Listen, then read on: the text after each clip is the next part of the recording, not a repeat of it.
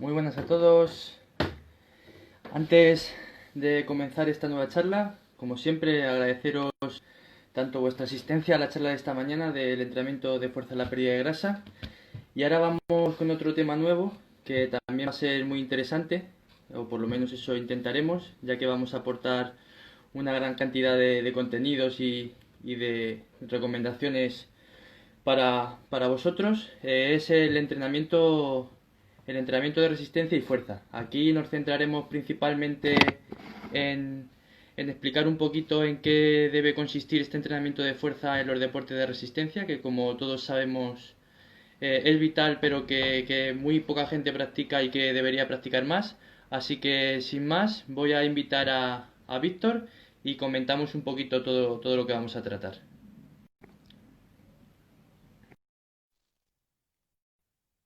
Ya se está conectando Víctor. Un segundito y estamos.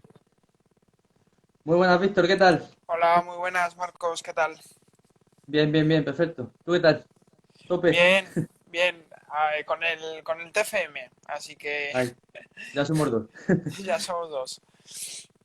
Bueno, pues como he comentado un poquito, no sé si habrás podido escuchar, vamos a Sí, hacer esta charla sobre la importancia que tiene y el peso que tiene el entrenamiento de fuerza en los deportes de resistencia, a la que a veces no se le da toda la importancia que debería. Y nada, voy a aprovechar para que tengas este tiempecito para presentarte un poquito y nos comentes qué has estudiado y demás, y empezamos. vale, perfecto. Pues nada, me llamo Víctor del Olmo, resido en Valencia y lo que me estoy dedicando ahora es a entrenamiento por videoconferencia. En- no, sobre todo me centro en tema de salud y en deportes de resistencia. Y hago entrenamientos personales en la comunidad valenciana. A nivel online, pues llevo tema de salud y tema de resistencia, como he dicho. He estudiado, soy graduado en Ciencias de la Actividad Física del Deporte, máster de alto rendimiento y bueno, técnico superior de actividades físicas, entre formaciones varias. Así A que tope. eso es un poco. Nada, también antes de comenzar, de deciros a todos que si vais teniendo cualquier duda o cualquier sugerencia, que la dejéis en los comentarios y nosotros estaremos encantados de ayudaros en lo que podamos y en lo que sepamos. Eso es. Así que nada, Víctor, si quieres después de esta presentación aprovechamos y empezamos a tocar un poquito el primer tema que quiero que veamos en esta charla. Y Vale. nada, quería que me dieras tu opinión sobre esto, sobre la importancia que tiene el entrenamiento de fuerza de forma adecuada, está claro, en la resistencia, la transferencia de este. Vale, bueno, lo que tenemos claro es que hay varios factores limitantes en cualquier deportista, ¿vale?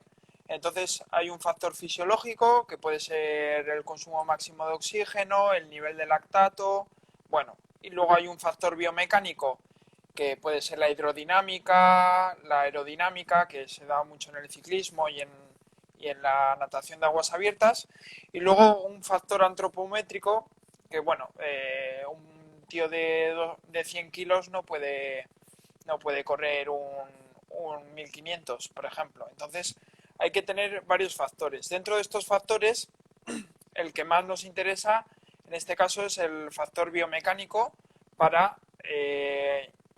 con cómo gastar menos energía a la misma velocidad, por así decirlo. Entonces, eh, actualmente se está utilizando más asiduamente el tema del entrenamiento de fuerza en ciclistas y en corredores, que la verdad es que es un buen es un buen síntoma de que las cosas se están empezando a hacer bien y que es esencial para no solo para evitar lesiones, sino para mejorar rendimiento. Sí, al final, como dices tú, vamos a intentar con este entrenamiento de fuerza no solo una mejora del rendimiento, que como vamos a poder ver se produce y puede incluso llegar a marcar la diferencia entre un competidor que gana o uno que destaca y otro que no, el añadir este entrenamiento de fuerza, sino también, y más importante, yo creo aún, a la prevención de lesiones, porque al final, como siempre se ha dicho, hay veces que no gana el mejor, sino el que menos se lesiona, porque al final una lesión lo que hace es cortarte la trayectoria, cortarte toda esa programación que has estado dedicando tanto tiempo y al final sucede eso. Y como podremos ver, como también tú has comentado, habrá diferentes factores en este deporte de resistencia, como puede ser el V2 Max o los umbrales y a qué distancia se encuentren estos. Y decir que el entrenamiento de fuerza no implicará un aumento como tal del VO2 Max, pero como sí has comentado y también quiero recalcar, va a hacer que a esa fuerza o a esa velocidad que vayamos o necesitemos en competición, gastemos una menor cantidad de energía y por tanto podamos utilizar en esa última parte de la competición. Claro, al final el consumo máximo de oxígeno es un factor muy importante, pero lo que de verdad importa es a qué velocidad llegas al consumo máximo de oxígeno. Me da igual que mi Eso. consumo de oxígeno sea un 80 si voy a 11 kilómetros hora, a un consumo máximo de oxígeno a 20 kilómetros hora. Entonces ese es el tema un poco. Bueno, vamos a Sí, hablar. Sí, sí. Sí, vale, no, eso, vamos. que al final es algo multifactorial, está claro, que no solo deberemos centrarnos en una cosa, como veremos más adelante. Vale, pues Sí, eso. hay que tener varias. Los atletas de élite, ¿vale? Vamos a hablar de que hay unas ganancias marginales. ¿Qué significa? Que hay unas ganancias muy pequeñitas, ya que esa persona ya tiene un nivel de competición y de exigencia súper importante. Entonces, vamos a intentar tener esas ganancias máximas sin, sin llegar a perder el rendimiento. Entonces, lo que más se diferencia de estas ganancias marginales es a nivel psicológico, ¿vale? Hay una parte que viene del ADN, ¿vale? Pero hay un componente que es psicológico, que como me decía el ex, entrenador de la selección mexicana de triatlón, es la obsesión. ¿Qué obsesión tiene esa persona sobre el entrenamiento? A mí me parece eso súper importante porque se deja de lado la pareja, se deja de lado amistades. Entonces la obsesión es yo creo que el componente más clave para llegar de ir a una Copa Mundial y quedar el 30 a hacer un top 10, ¿vale? Total. Luego hay un factor que es la potencia muscular, lo que llamamos la fuerza muscular. Entonces, al final, durante muchos años no se ha dado gran importancia y ahora los entrenadores de alto rendimiento y ahora, gracias a Dios, también los amateurs hacen entrenamiento de fuerza para que cualquier ganancia, por mínima que sea, por eso se hacen unos análisis biomecánicos más exhaustos, ya estuvimos en el velódromo con el tema de aerodinámica, un centímetro arriba, abajo del sillín o del manillar ya es un mundo, entonces hay que hilar cada vez más fino y sobre todo para estas personas que buscan el rendimiento y que están al máximo nivel. Entonces, eh, eh, cuanto más fuerza tengamos, puede haber varias adaptaciones, ¿vale? Tendremos mayor tono muscular, ¿vale? Tenemos un patrón de reclutamiento de fibras mucho más óptimo, habrá una coordinación intramuscular y una coordinación intermuscular, ¿vale? Entonces, al final estos cuatro factores son súper importantes para, al final todo llega a la biomecánica, ¿vale? Todo se desencadena en la propia biomecánica, que es el gesto que seamos eficientes y eficaces, ¿vale? En un gesto que la eficiencia es que gastas menos consumo, pero tienes mucho mayor beneficio y también ser eficaces, en este caso, desplazarnos hacia adelante o subir el puerto en 15 minutos en vez de en 18, ¿vale? Entonces, claro, a la gente de resistencia no le interesa tanto la hipertrofia. Entonces, eso es un factor clave que debemos contemplar y, sobre todo, que haya una adaptación neural. ¿Qué significa esto? Que no, siempre va a haber algo de hipertrofia, eso no nos lo puede quitar nadie. pero tenemos que buscar esa adaptación neural para que a nivel muscular no tenga efectos perjudiciales para nosotros por el tema de ganancia muscular, ¿vale?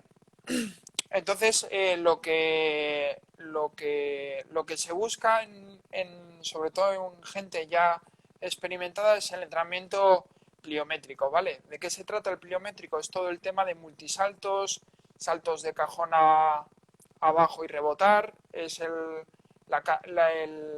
CDA, el ciclo de acortamiento-estiramiento, ¿vale? Entonces es la energía elástica que tiene el músculo, ¿vale? Para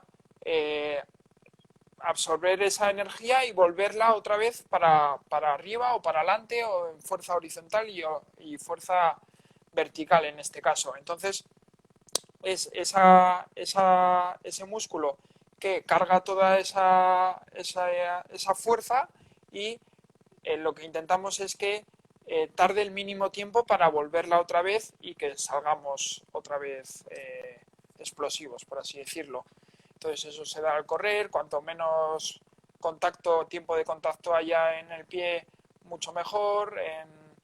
Eh, y bueno, se utilizan estos métodos que son pliométricos, que puede ser salto a la comba o desde cajones, saltar cuando caigas, saltar de nuevo vertical o horizontal. Hay varios métodos, pero sí que es importante decir que tiene que ser para gente experimentada porque no todo el mundo puede absorber esa carga de entrenamiento y podemos llevar a lesión. Sí, al final lo que intentamos buscar es eso, que la musculatura sea eficiente transmitiendo esa fuerza y que también seamos capaces de transformar esa energía elástica de los tendones que también va a producir para llegar a aplicar de forma eficiente toda esa fuerza y toda esa energía que estamos acumulando para así a la vez gastar menos energía y que eso nos permita llegar tanto más frescos a la competición como incluso poder aumentar esa velocidad de Sí, competición que tenemos. de hecho hay una mejoría de un 6-7% en varios estudios de economía de carrera solo con entrenamiento pliométrico. Y Eso es otro tema de los que quería tratar contigo, de que nos explicaras eso, un poquito qué tipos de ejercicios serían los más convenientes en estas disciplinas de resistencia a la hora del entrenamiento de fuerza. Nos has comentado un poquito los pliométricos, a ver sí, qué otras recomendaciones nos puedes aportar aquí. vale, como entrenamiento puro de gimnasio, yo creo que lo vamos a dejar en una segunda parte. En la primera parte hablaríamos un poco del entrenamiento específico. Me dirá una persona, joder, no me voy a meter a un gimnasio porque al final no estoy corriendo. Vale, eso lo hablaremos ahora, posteriormente, pero lo que vamos a hablar ahora es un poco el entrenamiento de cuestas, ¿vale? Es un entrenamiento súper interesante y que es transferible como eh, dice Vadillo que no hay transferencia, pero bueno, yo creo que sí que hay transferencia. ¿Vale? Yo creo que es muy transferible al final al entrenamiento. Sí que es verdad que en las cuestas hay que modificar y hay que amoldar muy bien el entrenamiento. Si son con mayor pendiente, mucho más cortas. Si son de menor pendiente, mucho más largas. Incluso con mayor pendiente podemos aumentar un poquito la intensidad. Entonces hay que jugar ahí con unas cuantas variables de inclinación, de distancia y de intensidad sobre todo. ¿Vale? Y hay unas mejoras a nivel metabólico, a nivel biomecánico y a nivel neuromuscular. También hay no solo series en subida, sino también pueden ser interesantes para gente de trail, series en bajada, para Total. controlar ese tema excéntrico y trabajar lo que es la frenada y que no nos rompamos por todos lados. Porque todo el mundo sube, en un trail todo el mundo sube, pero donde se gana es en la bajada, sobre todo. Ojalá. Y en el control técnico que tengas. O sea que eso es Total. importantísimo. Vale. Eh, Luego quiero comentar que el entrenamiento de fuerza es súper importante. De hecho, las roturas por estrés se reducen en un 50%, las roturas por sobreuso o por estrés que se llama, se reduce un 50% por el entrenamiento de fuerza o el entrenamiento, en este caso, de pliometría, de cuestas. Y ahora, si quieres, entramos en el tema del gimnasio, de lo que menos les gusta a nuestros atletas de resistencia. Total, sí, como dices tú, al final el entrenamiento de fuerza también lo que nos va a hacer es preparar esa estructura para afrontar una carga de entrenamiento que será la carga específica de la competición, como puede ser en caso de correr la carrera o la bici, las salidas en bici, que al final esa fuerza es la que nos va también a dar esa calidad en el entrenamiento posterior y que tenemos que saber, por supuesto, adaptar a eso y no confundirla como que va a ser una panacea, sino que es una herramienta más para ese componente de rendimiento. Vale, y es importante ajustar según el deporte que tengamos en cadenas cinéticas cerradas y cadenas cinéticas abiertas, ¿vale? Para las personas que nos escuchan y no saben lo que es, así para explicarlo a grandes rasgos, es un punto distal, ¿vale? Por ejemplo, un pie, ¿vale? Que se apoya en un punto fijo y a partir de ahí hace una fuerza. Esto, el típico cadena cinética cerrada es la carrera a pie. Aunque haya un movimiento, siempre hay un punto donde un punto distal donde hay un sitio fijo que es en la propia pisada, ¿vale? Y ese punto fijo es lo que nos impulsa, lo que tenemos que aprovechar para dar la mayor cantidad de fuerza a nivel vertical, mucho menor que a nivel horizontal, que al final lo que nos queremos desplazar es hacia adelante, no hacia arriba, ¿vale? Eso es. Cuanto menor oscilación vertical haya, mejor, aunque tiene que haber un mínimo, claro. Entonces, y una cadena cinética abierta sería, por ejemplo, el ciclismo, ¿vale? Sí que es verdad que el pie está apoyado en una cala y en un pedal, pero al final el pedal, la biela, es lo que se mueve, entonces no es un punto fijo como el suelo, ¿vale? Entonces, eso sería típico de cadena cinética abierta. Cadena cinética cerrada, entonces, aprovechando esto para corredores, sería recomendable algún sitio donde los pies transfieran la fuerza en forma vertical o en fuerza horizontal. Pliométricos, ¿vale? Una sentadilla, un hip thrust, que es un levantamiento de cadera, un peso muerto, ¿vale? Son ejercicios de cadena cinética cerrada que lo que nos hacen es trabajar ese punto que tenemos que trabajar desde el pie para luego salir a correr. Entonces, y luego cadena cinética abierta que nos serviría para ciclismo, todos los ejercicios que, por ejemplo, en una prensa de pierna, ¿vale? Hay dos tipos de prensas de pierna. Una que son las que se desplazan lo que es donde apoyan los pies, ¿vale? La plataforma, y otras donde se desplaza El respaldo. el asiento, eso es. Entonces, por ejemplo, sería adecuado para, por ejemplo, carrera a pie, que se nos desplazase el respaldo, y para ciclismo, por ejemplo, que se nos desplazase la carga. Entonces, parecen ejercicios muy iguales, pero son cadenas cinéticas cerradas, o sea, diferentes, entonces hay que adaptarlas según el deporte que hagamos.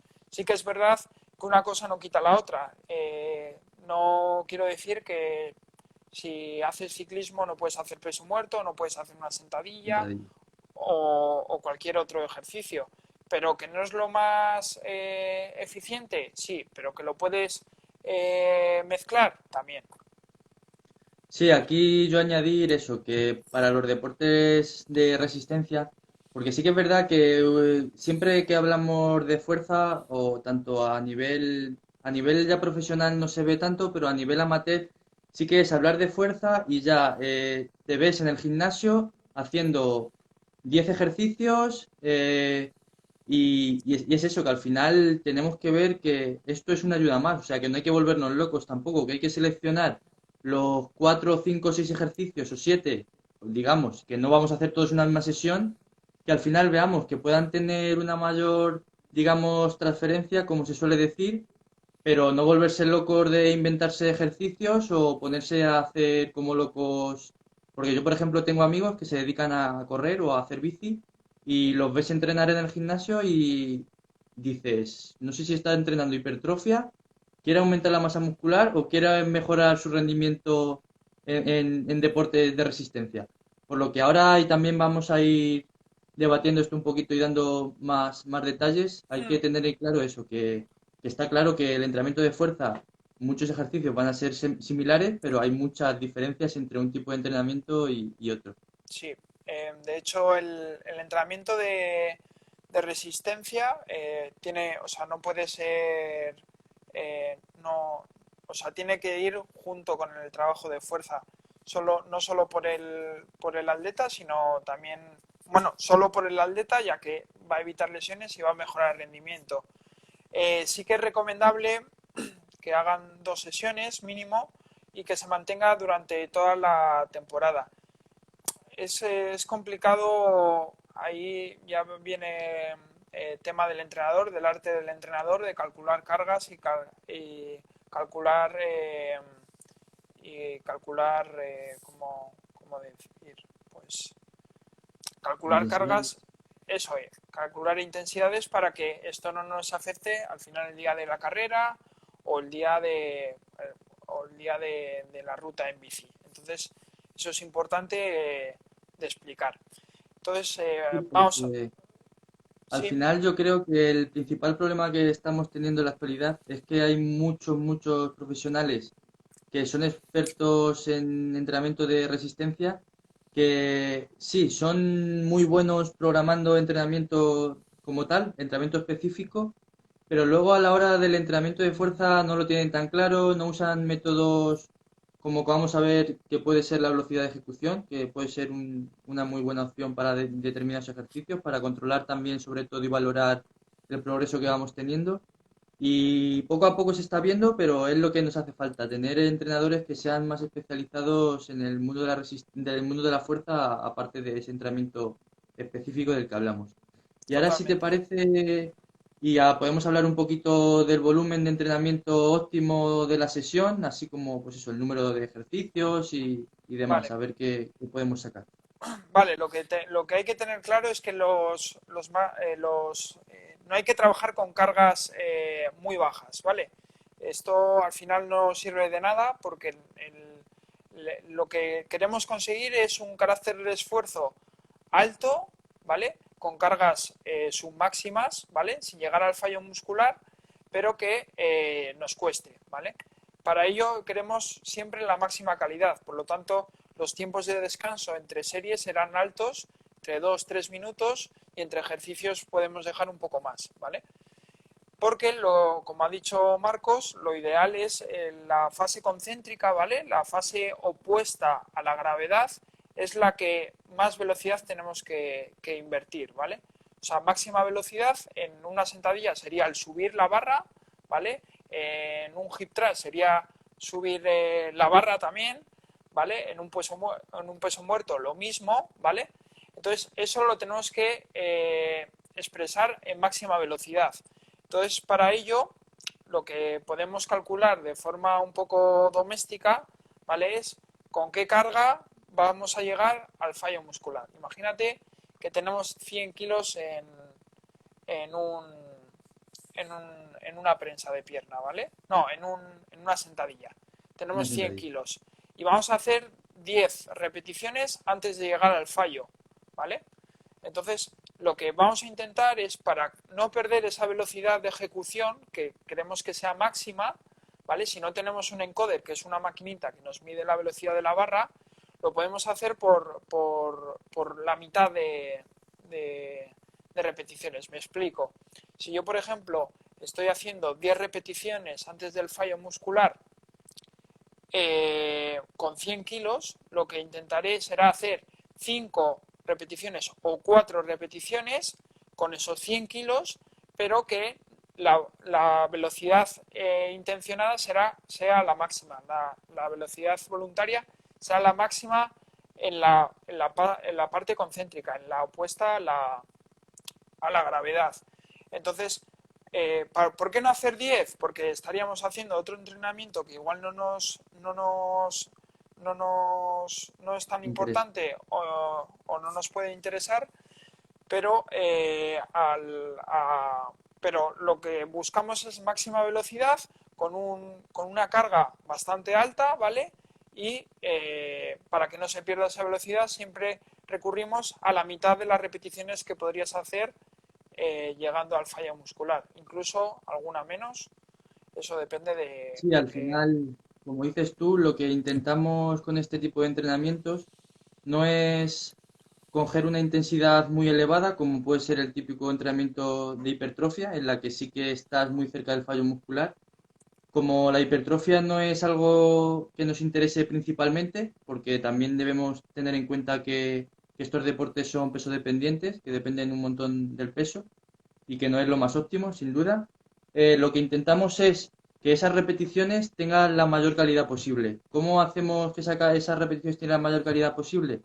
Evitando pérdidas de velocidad. Y como tú bien has dicho, se ha visto que quedándose a la mitad de las que puedas realizar, o sea, como si puedes hacer 10 con ese peso, haces 5, no pierdes tanta velocidad y esas 5 repeticiones son de calidad. Incluso se ha visto en estudios, como hemos podido ver, que cuando tú haces esas repeticiones, claro, tú estás haciendo 5 repeticiones sobre 10 y si lo comparas con alguien que hace 10 repeticiones sobre 10, o sea que está cerca del fallo o incluso fallando, se ha visto que esa persona, a pesar de hacer un mayor volumen de entrenamiento, el rendimiento en deportes de resistencia es mucho menor que esas personas que se quedan a 5 a la mitad del fallo. O sea, estamos diciendo, si haces la mitad de entrenamiento, mejoras, pero es que si haces el doble, no es que mejores, es que empeoras incluso. Claro, ese es Eso es el muy tema y interesante. ese es el arte de los entrenadores, de que no todo vale y que no vale solo con meterte a una clase de body pump, ¿vale? Y Eso es. hacer ahí 300 repeticiones de curl de bíceps. Entonces, ese es un poco el tema. Yo lo que recomendaría serían 4 ejercicios, ¿vale? Con la mitad de repeticiones antes del fallo muscular, que incluso esas repeticiones para calcular la carga sin llegar al fallo pueden ser de precalentamiento, ¿vale? De calentamiento que nos puede servir perfectamente, pues yo qué sé, hacer, yo qué sé, 15 repeticiones antes de llegar al fallo, pues eso ya te sirve de calentamiento y las series que sean efectivas, que sean entre 3 y 4, ¿vale? Pero con la mitad de esas 15 repeticiones, en este caso 7 u 8, ¿vale? Y máxima velocidad es lo más importante. Sí, Eh, como hemos dicho, esto queremos aclararlo, no volvernos locos con el número de ejercicios, que no vamos al gimnasio a hacer una sesión de hipertrofia ni nada. Vamos a intentar buscar esas ganancias, así que como bien has dicho, yo creo que estoy de acuerdo contigo. Seleccionar esos 4 o 5 ejercicios que nos van a ser útiles. Intentar, como siempre y como hemos dicho, velocidad de contracción lo más altas posibles. Cargas, si te atreves a decir un tanto por ciento del RM, yo creo que un 65. Es que 65, depende. 70. Yo creo que sí. Yo iría, es que incluso más, porque también esto depende mucho de la etapa. Lo que podemos hacer es a principios utilizar cargas, intensidades un poquito más débiles y a medida que vayamos haciendo la temporada, ir incrementándolas. Aquí sí que hay mucho debate, porque hay gente que utiliza sus máximas, que están cercanas al 80, hay gente como Vadillo que sí que usa 65%. Yo creo que Sí, al final, como todo, la respuesta más correcta es el término medio y lo que se adapte mejor a nuestro deportista. Al final, sí, seguro que hay deportistas que con cargas altas no son tan buenos que otros. Y yo creo que programar ese aumento, ese descenso de la intensidad a lo largo de tanto la etapa, que es, como digamos, la temporada, el recorrido a largo plazo del deportista, como dentro de esa temporada, va a ser una buena idea. sí. De hecho, yo sí que quería decir que en la época de pretemporada sí que no nos tenemos que volver locos ya con ejercicios específicos, sino un poco de fuerza global y a medida que vayan sobre todo a aprender bien la técnica, porque luego podemos hacer la cadena cinética correcta, podemos hacer las repeticiones correctas, pero si tenemos una mala técnica, tenemos un Eso riesgo es. de lesión súper alto. Entonces eso es lo que no queremos. Vaya. Entonces, sobre Vale, todo, y sí, fuerza dime. fuerza global en pretemporada y para gente ya más experimentada, pues ya la fuerza específica, por así decirlo. Vale, y si te parece, hemos tratado un poquito tanto el número de ejercicios que tenemos que hacer por sesión, hemos tratado también el volumen más o menos óptimo. En cuanto, bueno, en volumen, en cuanto a las series, al final está claro que también dependerá mucho del entrenador y del tanto la competición como la proximidad y demás. Pero bueno, yo creo que podemos estar de acuerdo en realizar entre cuatro, tres, cuatro series. Sería Lo un óptimo, sí. buen. ¿Estás de acuerdo? Sí, sí, sí, total. De hecho, el entrenamiento no nos puede llevar más de 45 o 50 minutos con calentamiento y vuelta a la calma. O sea que Eso, es que los al que final, sí, tenemos que tener en cuenta que el máximo peso se lo va a llevar el entrenamiento de resistencia, como es lógico. eso Así es. que tenemos que intentar sumar y no restar. Y luego, si quieres, quería dar un apunte porque ya cuando ahora tenemos tiempo todo el mundo, pero cuando acabe la cuarentena hay mucha gente que trabaja y demás. Y entonces se junta una doble sesión se junta alguna doble sesión. Entonces, la mítica pregunta de ¿qué hago? ¿Antes resistencia, fuerza o luego o primero fuerza, luego resistencia? Bueno, eh, hay varios estudios, ¿vale? Lo que sí que es verdad es que depende mucho también de la calidad que le quieras dar. Vamos primero a nivel científico, si te parece, Marcos, y luego Perfecto. pasamos a nivel más cotidiano, ¿vale? A nivel científico sí que hay muy pocos estudios que hablan a largo plazo, porque es muy difícil mantener una muestra de atletas a largo plazo, pero eh, sí que está preestablecido que la resistencia en un entrenamiento concurrente, que es mezclar fuerza y ejercicios de resistencia, digo, y sí, y deportes de resistencia, Placer, este. eso es, sí que está demostrado que primero se entrenaría resistencia y luego la fuerza. ¿Por qué? ¿Por qué se cree esto? Porque a largo plazo, como vuelvo a repetir, sí que se nota que al día siguiente hay menos fatiga, las sesiones siguientes hay menos fatiga. Entonces se está observando que si entrenamos primero la resistencia y luego la fuerza, la fatiga de días posteriores que nos ayudará a entrenar mejor y más es menor. Ahora, ¿qué pasa? Que depende mucho, estos estudios están sacados con muestras y con unas condiciones determinadas que hay que llevarlas a la vida cotidiana de cada uno. Al final, algunas veces no nos podemos ni separar los entrenamientos y tenemos que hacer uno detrás de otro. Yo siempre opino que depende de a lo que quieras dar mayor calidad. Si quieres dar mayor calidad a un entrenamiento de fuerza, mete primero la fuerza y luego ya meterás la resistencia. Si quieres meter más calidad en la resistencia, mete primero el entrenamiento de resistencia y luego el de la fuerza.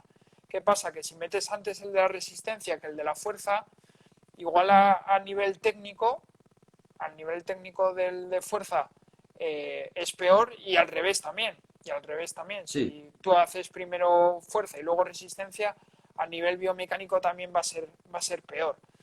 Lo ideal, separar los entrenamientos, creo que son unas 3 4 horas para que haya una recuperación óptima y que entrenemos el siguiente entrenamiento. Pero si no podemos separar los dos entrenamientos, a largo plazo, como vuelvo a repetir, sí que está demostrado que la resistencia antes que la fuerza por el menor fatiga que supone en los días posteriores. sí, al final lo que vamos a intentar de conseguir es, vamos a intentar de hacer es, como dices tú, intentar separarlo lo máximo posible. Está claro que sobre todo los deportistas de alto nivel, pues sí o sí están obligados a doblar sesiones. ¿Qué podemos hacer en estos casos? También podemos aprovechar esos días, porque está claro que pueden que incluso entrenen todos los días, pero habrá sesiones en las que a lo mejor la carga no es tan alta o es un día de rodaje. A lo mejor ese día le podemos aprovechar como como hemos dicho, tampoco hay que volvernos locos con el carácter del esfuerzo de estos entrenamientos. Utilizar estos días en los que a lo mejor se haga un rodaje a baja intensidad para meter ahí un poquito la resistencia, la fuerza, y no, y sobre todo, claro, no utilizar entrenamientos de verdad de calidad, como puedan ser a lo mejor entrenamientos más extenuantes, cerca del VO2 más, y que encima los metamos cerca de estas. Como dices tú, intentar también, si hacemos doble sesión, se ha dicho 3 horas, yo opino que a lo mejor puede ser un poquito más, si no puedes, está claro que es lo que tienes que hacer, pero al final cuanto más puedas separarlo va a ser mejor, porque al final buscas el máximo estímulo de los dos. Sí, Y sí que es justo. cierto que aquí al final la resistencia va a influir en la técnica, pero como hemos dicho también, nos quitamos ese inconveniente de en otros deportes en los que a lo mejor sí que tenemos que estar más cerca del fallo y estar más cerca del fallo también supone una peor técnica. Aquí al estar más lejos del fallo también va a ser más difícil que esa técnica, si la tenemos correcta de base, está claro, la perdamos con la fatiga. Así que sí, aquí hay mucha controversia porque como también hemos podido ver otros estudios y otros autores incluso recomiendan la fuerza antes. Eso ya, como dices tú, también depende mucho de la modalidad, el deporte, pero sobre todo lo que tenemos que intentar es estructurar esta bien, porque al final es la clave, saber meterla en periodos en los que nos pueda beneficiar y sumar. Sí, de hecho, por ejemplo, a mí cuando hacía triatlón me costaba muchísimo hacer primero natación y luego fuerza. Primero hacía fuerza, pero claro, luego en la natación me hundía, tenía que llamar al socorrista para que me sacase del agua, del fondo de la piscina. Entonces, ha habido una pregunta que ha hecho Alex, antiguo compi de la uni, que bueno, la pregunta es el efecto de interferencia en cuanto a las adaptaciones generadas en el entrenamiento de la fuerza.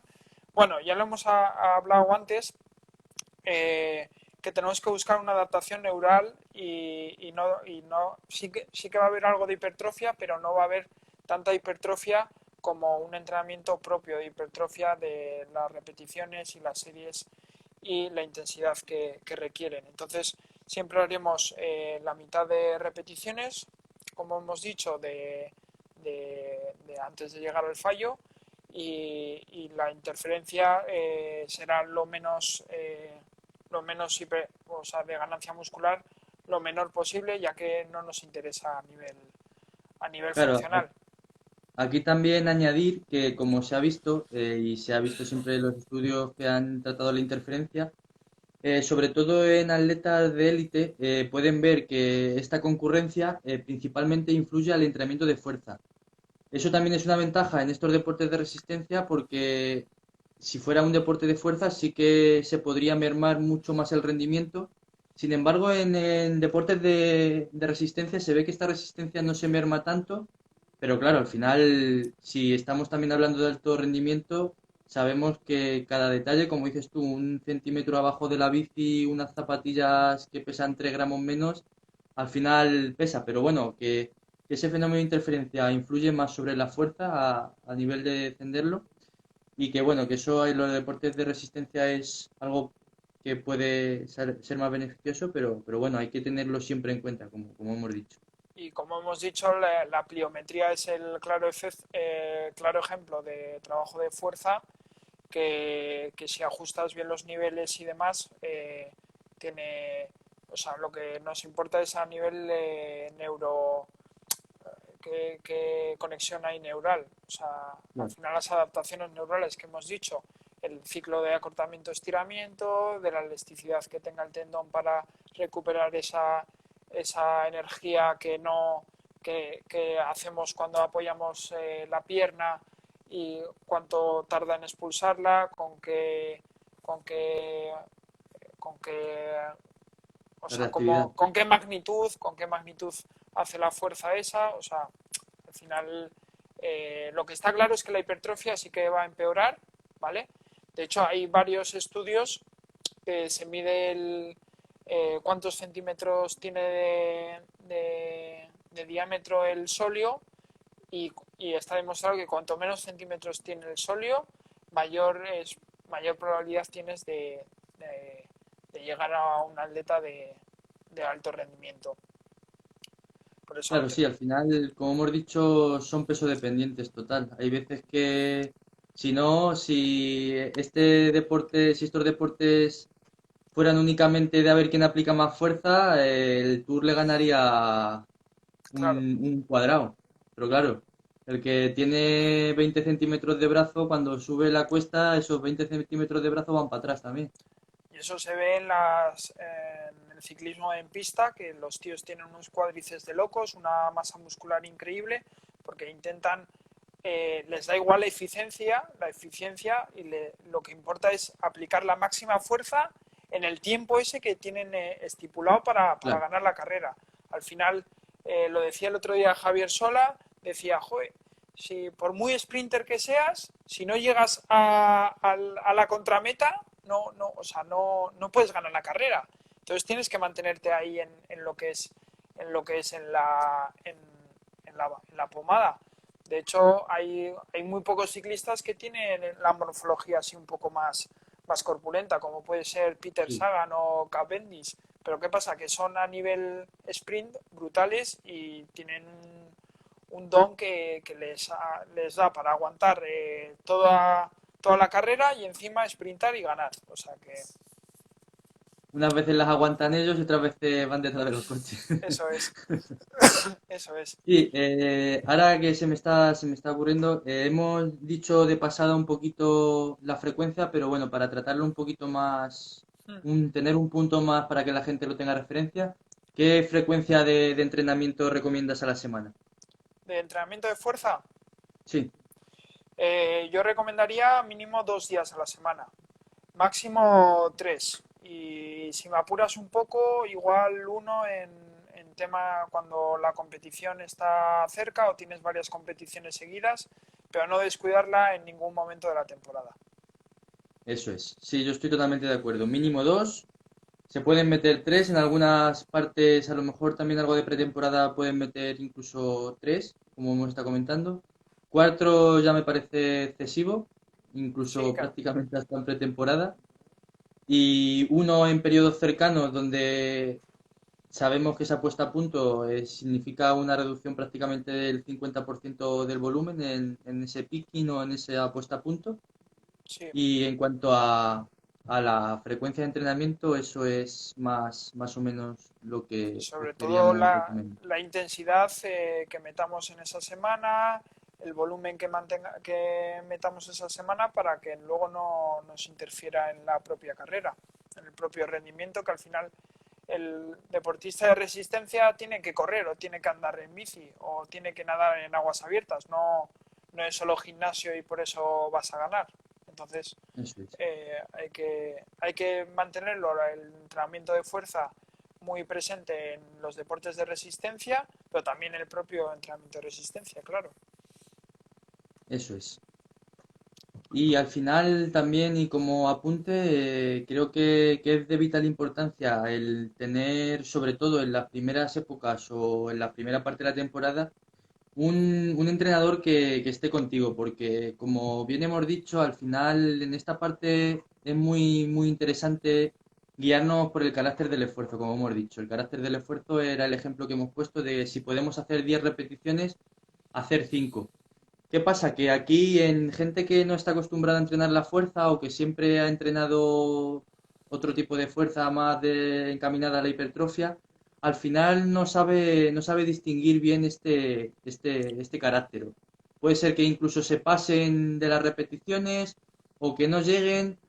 Aquí, ¿qué puedo recomendar yo? Pues eso, que al final, si tienes un entrenador que disponga del material necesario, como puede ser un encoder, que ahora mismo cualquier entrenador puede tener y puede comprar, intentar educar a ese entrenado a que sepa más o menos cuándo está su carácter del esfuerzo idóneo, digamos. Le pones un encoder cuando tú veas que estás en ese 50% de carácter del esfuerzo, dejas al deportista que pare cuando él crea y tú también se lo controlas con el encoder y le dices, mira, tenías que haber parado antes. Está claro que ahora mismo, a no ser que seas un deporte de un deportista de élite, no vas a hacer todas las sesiones con un encoder o con un entrenador.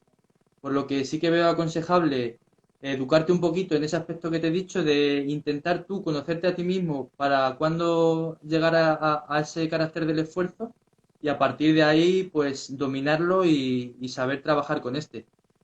Parece que es fácil, pero no lo es. Y de hecho, si te pones a comprobarlo, casi nunca vas a acertar justamente en el punto. Por lo que, tanto la temporada como a medida que pasa, hacerte un experto en esto y saber concienciarlo bien, creo que es un punto óptimo y Sí, clave. de hecho, joder, si tienes experiencia como entrenando a personas en, en gimnasio, ya sabes más o menos cuándo va a pencar o cuántas Sí, repeticiones le quedan en recámara antes que te diga que, ay, no puedo ni una más. Y le dices, podías haber hecho dos más fácil. sí, Entonces, sí, sí. pero al final eso lo da la experiencia de la persona a la que entrenemos y algunas veces preferimos en este caso que se queden cortos a que se queden eh, o sea que se queden a menos repeticiones que se queden largos porque al final eso Esto puede es. llevar a lesión a sobreentrenamiento y eso es lo que no queremos, vaya. Eso es. Pues nada, decir a la gente que si ha tenido Ah, alguna duda sobre... y una cosa Sí, que sobre todo para entrenadores, joder, no compréis un encoder si no sabéis corregir una sentadilla. esa Entonces, es otra. prefiero, o sea, yo ya lo he hecho y yo prefiero invertir en saber corregir una sentadilla o cómo valorar a una persona si puede hacer sentadilla o no. Y luego ya os compráis un encoder, os compráis el T-Force que cuesta 500 pavos y os compráis lo que queráis. Pero joder, eh, primero sabed corregir y qué puede fallar y qué no puede fallar. Sí, al final lo que hemos hablado antes también, que no por ser un buen entrenador de entrenamiento específico de resistencia, te da el título de saber, de ser un buen entrenador en cuanto al parámetro de la fuerza, está claro. Al final tienes que formarte en ambas cosas. Tienes que, si tú quieres llevar a un deportista a nivel multifactor de varios segmentos, tienes que saber programarle bien las cargas, que es lo que más suele tener un entrenador de resistencia, volumen, frecuencia, tanto por ciento del FTP y demás. Pero luego también tienes que ser válido a la hora de conocer los patrones de movimiento, de saber corregir esa técnica, de ver por qué puede estar fallando algo. Y si no eres un experto, al fin y al cabo está tu calidad como profesional de derivarlo a uno que de verdad sepa o de O formarte tú, al formarte. fin y al cabo, está claro. Al final, si no te formas en este mundo en el que vivimos nosotros, en el que las cosas cambian cada dos por tres, Mm. estás fuera de mercado. Totalmente. De hecho, al final lo que sí que, por ejemplo, el máster que estamos haciendo es lo bueno que tiene, que nos forman a nivel de resistencia y también a nivel de fuerza en este caso, con gente top a nivel de vadillo o gente referente que Sí. son bestiales. Entonces, es lo que decimos, que nos tenemos que formar y nada, si, no sé si alguien tiene alguna pregunta o algo Si de la va teniendo, que la deje. bueno, también decir que el entrenamiento de fuerza lo que más se aconseja son ejercicios multiarticulares, no de aislamiento tanto, sí que se pueden meter como accesorio, pero no lo más, al final la locomoción es multiarticular, nunca vamos a trabajar solo el isquio en este rango, sino vamos a trabajar un poquito ejercicios multiarticulares como pueden ser sentadilla, peso muerto, hip thrust, buenos días, no sé, varios ejercicios que sean dominantes de cadera, de rodilla, bueno, un poco. Sí, al final se nos ha olvidado para mí dos ejercicios clave que al final pueden ser, eso siempre, como dice también el compañero, primero una buena técnica y luego ya le damos chicha, el tema de movimientos olímpicos, como puede ser la arrancada y el dos tiempos. Al final son ejercicios que requieren de una potencia muy grande y que son muy, muy aconsejables para este tipo de deportes, tanto en deportes más de fondo como en deportes de potencia, como puede ser lo que hemos dicho del ciclismo en pista. Así que eso sí, eso siempre claro. Al final son ejercicios súper complejos que puede parecer fáciles de hacerlos, pero ponte una barra y ponte a hacer un tiempo y grábate. Y como lo subas al Sí. Instagram, se ríen de ti. Que son complejos de verdad. Así que sobre todo eso hay que formarse, hay que hacerlo bien y cuando ya tengas la técnica adecuada es cuando le puedes ir metiendo peso y cuando puedes beneficiarte de ellos. Total, total. Y no sé si alguien tiene alguna pregunta. Em, Si no eh, quedan 9 minutos, si queréis podemos hacer un resumen de lo que hemos comentado durante la charla, ¿te perfecto, parece? perfecto. Bueno, pues resumen así a grandes rasgos es que de todas formas esto se va a quedar grabado en la cuenta de Marcos, así que lo podéis ver en otro momento cuando queráis. Tenemos factores limitantes, ¿vale? Que son y el que estamos hablando ahora es sobre todo el factor biomecánico, la economía de carrera, cómo podemos trabajar esa fuerza según la cadena cinética en la que trabajamos. Si somos ciclistas, recuerdo que son cadena cinética abierta, que lo que es móvil es donde está puesto en este caso la cala, ¿vale? Que se mueve mediante las bielas. Y luego está la cadena cinética cerrada, que sería, por ejemplo, la carrera a pie, donde el punto distal apoya en un punto fijo y a partir de ahí ejerce la fuerza. Luego el trabajo pliométrico, que para gente experimentada es perfecto, sobre todo para el ciclo de acortamiento-estiramiento y para el tema elástico de tendones y de los tendones, para recoger esa fuerza y volverla a expulsar. También el entrenamiento de fuerza específico, como pueden ser las cuestas, ¿vale? Tanto en ciclismo como en carrera a pie. Cómo entrenar, si primero resistencia y luego fuerza, o si no, o primero fuerza y luego resistencia. Depende también de la calidad que queramos dar a uno o a otro entrenamiento. Eh, Luego, ¿qué carácter del esfuerzo tenemos? Pues si podemos hacer 10 repeticiones antes de entrar al fallo muscular, hacer la mitad, ¿vale? Con cargas altas eh, y, y, no sé, poquito más, la verdad. Sí, al final, como Y hemos dicho súper también, sí, y súper coger... sí, acaba, acaba. y súper importante que nos va el entrenamiento de fuerza lo que nos va a hacer es mejorar la propia fuerza del gesto técnico, mayor economía, mayor rendimiento y encima nos evitará lesiones. Así que es combo perfecto para añadir 2, 3 días a la semana, mantenerlo durante toda la temporada, ajustando las intensidades según el momento de la temporada en la que estemos. Eso es, seleccionar 4 o 5 ejercicios de 3 a 4 series, darle esa Descansos amplios, frecuencia, eso es, descansos amplios, esa frecuencia de al menos frecuencia 2 y evitando y dejando de lado siempre ese tipo, como has dicho tú, de entrenamiento culturista, quedándonos en este caso más cerca del fallo, con máxima contracción, o sea, digamos, máxima velocidad concéntrica, controlando la excéntrica, eso sí también. Y eso, como dices tú, al final tener claro que es una herramienta y que no es el fin. O sea, nuestro fin no va a ser mejorar la fuerza, sino va a ser que esa fuerza nos ayude a mejorar en nuestro deporte, tanto por la prevención de lesiones como por ese aumento de la intensidad, ¿no? perfecto. Pues alguna preguntita, Si quieres, dejamos mientras un minuto ¿vale? y listo. Y nada, Víctor, desde aquí, desde la cuenta, agradecerte un montón que hayas participado en esta charla de hoy. que seguro que a muchos deportistas y muchos entrenadores le ha podido servir, Yo que creo creo que que hemos sí. aportado bastante contenido y de forma que ha podido quedar bastante clara.